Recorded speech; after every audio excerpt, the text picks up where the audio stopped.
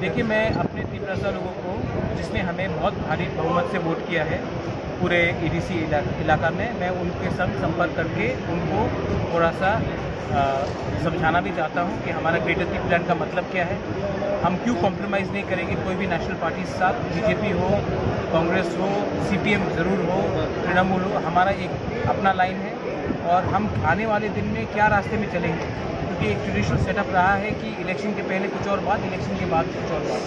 हम लोग का कोई मूड नहीं है कोई पॉलिटिकल पार्टी के संग विदाउट राइटिंग में अलायंस करने के लिए, और हमारा जो ग्रेटर टी प्लान का मूवमेंट है वो आने वाले दिन में और स्ट्रॉन्ग होगा, क्योंकि हम कॉन्स्टिट्यूशनल सोल्यूशन चाहते हैं अपने इंडिजिनस लोगों को।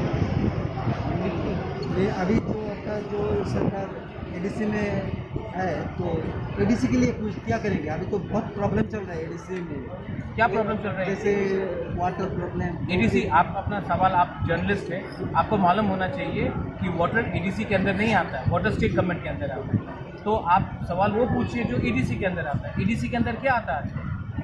जैसे एजुकेशन वगैरह। एजुकेशन कौन सी क्लास तक आता है? प्राइमरी लेवल तक। हाँ, प्राइमरी लेवल तक। तो अभी तक गवर्नमेंट ने 1 रुपये नहीं दिया है। उसके बाद इसके लिए तो हमारा मूवमेंट है ग्रेटर टी प्लान के लिए, क्योंकि आज तक हमको क्या मिला है? सिर्फ 10 रुपये में 2 रुपये देने से कुछ मिलता है? ये स्टेट किसका है? परसों 9 को वर्ल्ड इंडिजिनस डे है। इंडिजिनस का कौन बनाएगा? हम लोग ही बनाएंगे।